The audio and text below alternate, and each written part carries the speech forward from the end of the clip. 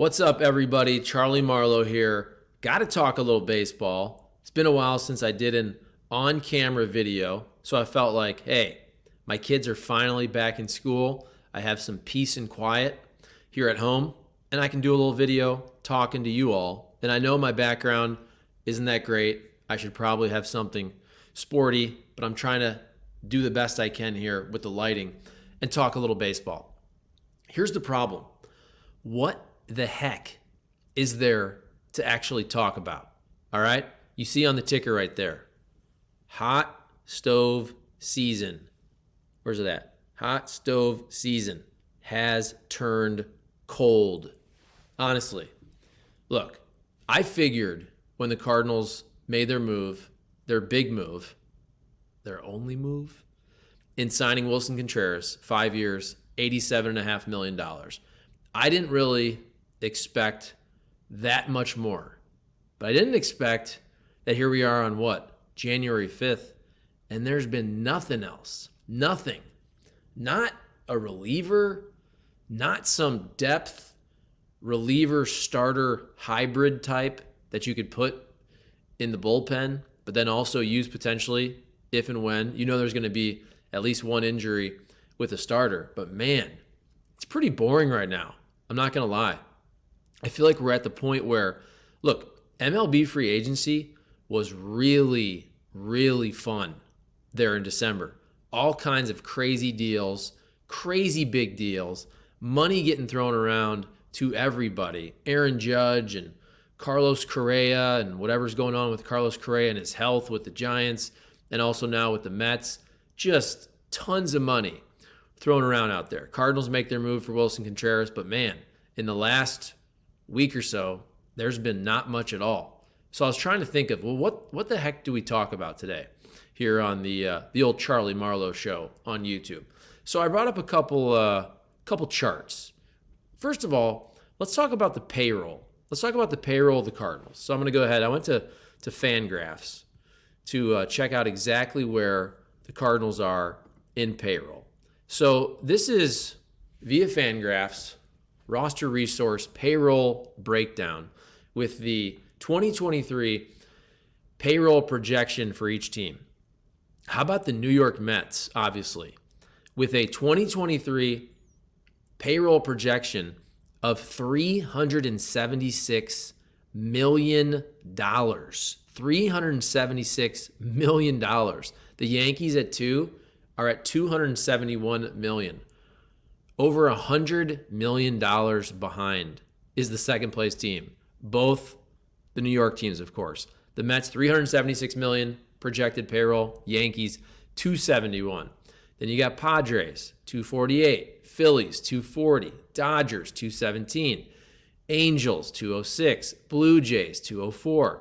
Atlanta, $199. Boston, $198. Texas, how about Texas spending some money? $197. Houston, the defending champs, $194. Giants, $190. Have you noticed? I have not mentioned your St. Louis Cardinals yet. White Sox, 13th at $187 million projected payroll. Cubs, $177 million as your 14th team. Now, I do think the Cardinals will be better than the Cubs. I think the Cubs have improved. But your St. Louis Cardinals, number 15 in 2023 payroll projection at $164 million. Their luxury tax projection is $183 million. And then look ahead. So, look, the Cardinals are right in the middle of the pack, exactly 15th out of 30 teams. They are right in the middle of the pack for Major League Baseball projected payroll for 2023. Look ahead here. The commitments for 2024 for the Cardinals is $94 million. For 2025, $58 million. And for 2026, it is $40 million for the Cardinals. Now, I told you that $94 million projection for 2024.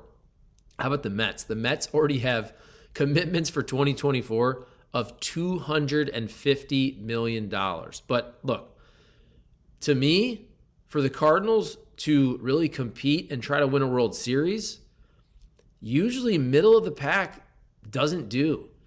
I'm not saying you have to be, clearly they're not going to be number 1. They're not going to be number 5 anymore. But can you not be right in the middle? I mean, can you get in that group of, let's just say, the 8 to 12, 13 type region? We're talking teams like Atlanta, won a World Series a couple years ago. Boston right now, I mean, they've won how many World Series in the last 15 years? Several.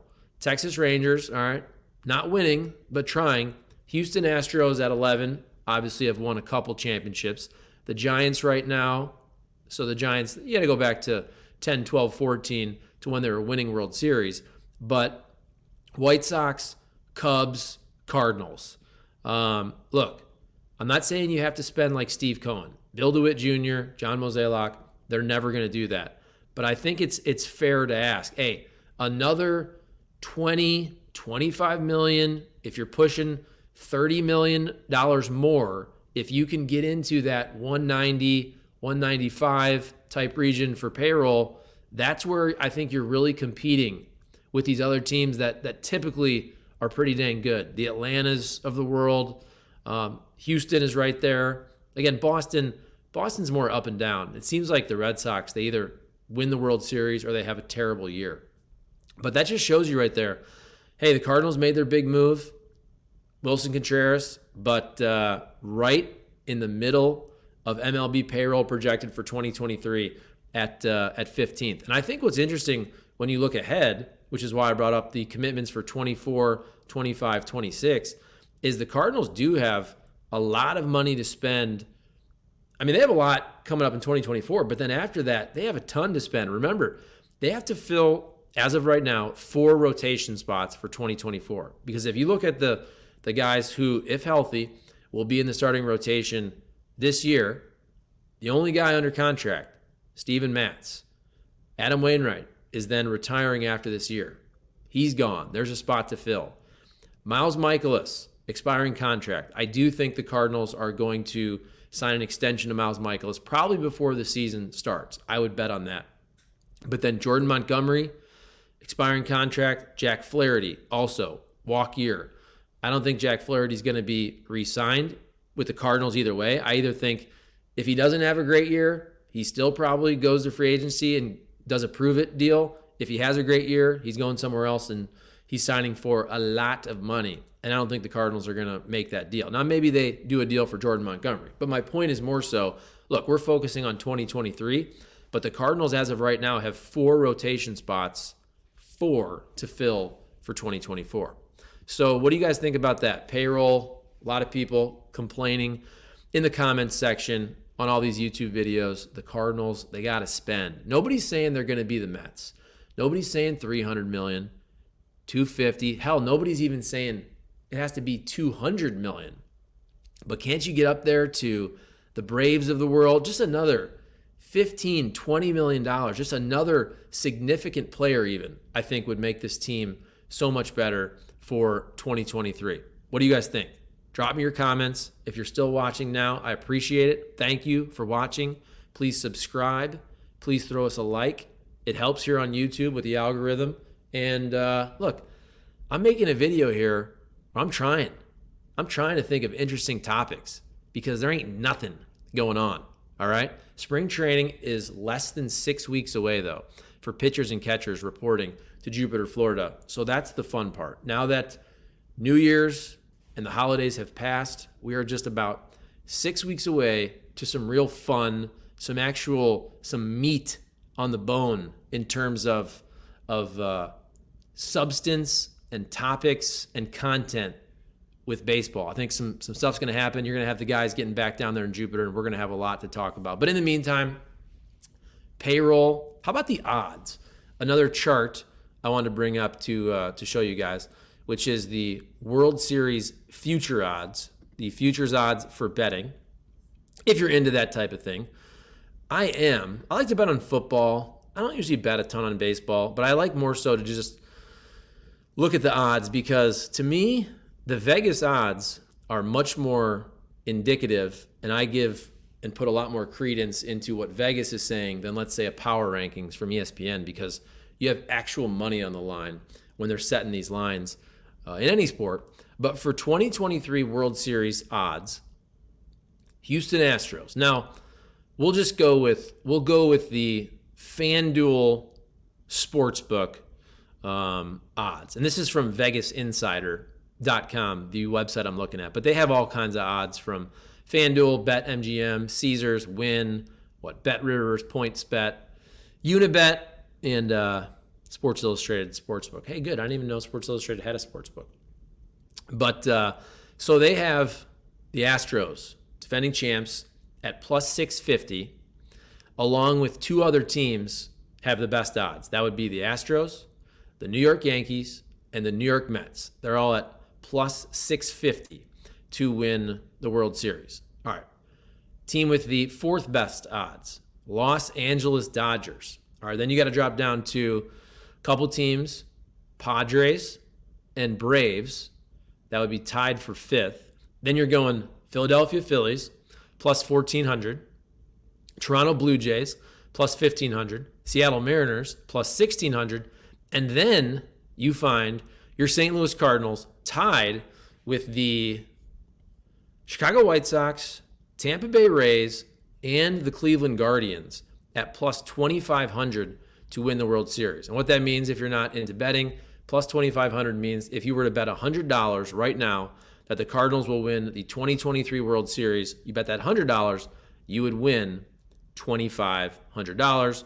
I'm not good at math, but that means what? If you bet $10, you'd win $250 on the Cardinals winning the World Series. So right there, again, I'm not great at math, but that means 1, 2, 3, 4, 5, 6, 7, 8, 9. The Cardinals are tied for 10th best odds with the White Sox, Rays, and Guardians. So if you look at that as there are four teams tied for 10th, so you're right there around 10, 11, 12, 13. Shouldn't also be that surprising because I told you the Cardinals are 15th in payroll. So you're tied for around 10th. You're with a bunch of teams, 10, 11, 12, 13. Okay, I'm not going to be too negative. You're getting close to top third in terms of odds, but really you're more so right in the middle of the pack, 10 through 13 in odds for winning the 2023 World Series, which, by the way, I think is fair. And you're right in the middle, 15th in payroll in terms of projected payroll 2023, which I showed you guys from Fangraphs. So what do you think of all that? Does that interest you? Again, I'm trying to think of topics. I was sitting here getting ready to do this video, and I'm like, what the heck is there to talk about with the Cardinals? They won't even sign like an Andrew Chafin, lefty. I mean, can they do something? Well, I'll tell you what. You guys drop me comments. What do you want to talk about? I guess we can do kind of who we think is going to be an impact player. Like of all the position players, if you take all the outfielders, where I think when the season starts, okay, if healthy, you got Tyler O'Neill, you have Dylan Carlson, you have Lars Nootbaar. Do you guys actually think that those three guys going to be able to stay healthy and productive? Will that be your outfield? Or do you guys think Jordan Walker is going to be up quick? Or Jordan Walker is going to be up immediately? How about DH?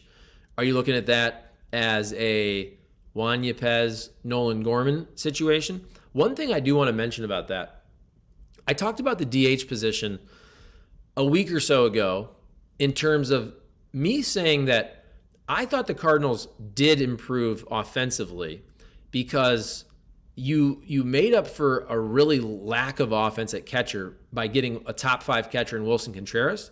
And then the folks telling me, oh, that doesn't matter because you basically lost Pujols and you're replacing him with Contreras. And I understand that argument, but as I said a couple weeks ago, it's much, much, much more difficult to replace a catcher than it is a DH. And when I was looking up numbers also, this surprised me. So Paul Goldschmidt and Nolan Arenado, they DH'd a lot more than I thought until I looked up the numbers. And I didn't look them up today, so I can't remember exactly. But I know that both Nolan Arenado and Paul Goldschmidt last year they both DH'd around 20 games. I think one of them was 23 or 21, the other was 18. My point is, when you're talking about replacing Albert Pujols at DH, you got to think that as Goldie and Arenado both age into their 30s, mid-30s, it seems like Ali Marmol really likes taking those guys off their feet for 20 or so games a year. So if that happens again, look, a quarter of your DH responsibilities are most likely already gone because Goldie's going to get about 20 games, let's say. Nolan Arenado's going to get about 20 games. All right, right there, that's 40-ish. That's a fourth of your DH spots. How about Wilson Contreras? Wilson Contreras, you got to think, is going to DH at least 20, if not 25, 30 games if he's hitting. They probably don't want Wilson Contreras to catch more than 110, 115 games. If he's healthy and he's hitting and he's your number 5 hitter, don't you probably want him to be playing, though, 140, 145 games? That could mean he's DHing 20, 25, 30 games. Let's just say 25. So right there, when you add Goldie, when you add Arenado, when you add Wilson Contreras, you're at about 65 games. You have about 100-ish games left. Juan Yepez, don't you think he's going to get a crack at several games against lefties? Nolan Gorman against righties? To me, right there, your DH spot essentially speaks for itself there. And whoever hits is gonna DH. Obviously, you're not worried about Goldie. He's going to get his at-bats no matter what. Arenado, no matter what. Contreras is going to be in there. Other than that, look, if Juan Yepez hits, he's going to get a lot of at-bats. If Nolan Gorman hits, they're going to find a way to get him into the lineup somewhere on the field or at the DH spot. And then also whoever with these outfielders. Look, these outfielders, I mean, could Jordan Walker be a guy who plays some outfield, DHs a bit if he eventually comes up? I don't think you want to take a rookie, a star, good athlete who has a 100-mile-per-hour arm. I don't think you want to DH him all the time as a rookie, but just here and there is what I'm talking about. So let me know, you guys, what you're thinking. Also, what do you want me to do moving forward for other videos till we get to spring training? I'm going to crowdsource this because I'm looking for answers. What do you want me to talk about? Starting rotation, bullpen. Look, I've said all along, I am not that worried about the Cardinals offense. I really think the Cardinals offense, if you look last year and things like runs and OPS, the Cardinals were right there at number 3 or tied for 3rd or 4th in the National League. Their offense was actually really, really good. They add Contreras. Yes, they lose Pujols. But I also think if healthy, guys like O'Neill, guys like Dylan Carlson are going to be much better next year. So I think this is going to be an offense in the National League that is, I would bet, top 5, so top third of the National League. And it wouldn't surprise me one bit if they're knocking on the door of being a top 3, top 4 offense in the National League if you're looking at runs scored and OPS. I think OPS is a good stat just to kind of look at and say that's the one stat we can kind of break it down to. Some teams slug more, some teams get on base more. You looked at that with the playoff series between the Phillies and the Cardinals. You had teams that were relatively similar offensively, but the Phillies were more of a slugging team. The Cardinals were a little bit more of an on-base team. I've said all along, though, look, starting rotation, I don't think they're going to add anybody for 2023 because they really don't have a spot, which is why that hybrid guy probably makes the most sense. But to me, that is still the one weak spot in the playoffs for the St. Louis Cardinals. I think it's going to be hard for this starting rotation to win 3 or 4 series, whatever the heck the playoff format is, if you get in as a division winner or a wild card. I think it's going to be very difficult for this rotation to march through a month's worth of playoff games, 20, 25 plus playoff games potentially, and win a World Series, because to me, they just lack that ace. Maybe Jack Flaherty can be that this year, but you have a lot of really solid pitchers, number 2, number 3, number 4 type guys, whatever you want to rank them.